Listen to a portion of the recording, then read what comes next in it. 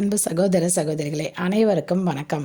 27/10/2025 திங்கட்கிழமை. நாளை சூரசம்ஹார திருவிழாவின் முக்கியமான நிகழ்வான சூரபத்மனை முருகப்பெருமான் வதம் செய்த நாள்.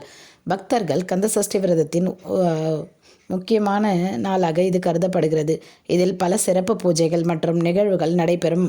மேலும் பல முருகன் கோவில்களில் சிறப்பு வழிபாடுகள் நடத்தப்படும். அனைவரும் நாளை முருகர் கோயிலுக்கு சென்று முருகரை வழிபட்டால் அனைத்து பிரச்சனைகளும் தீரும்.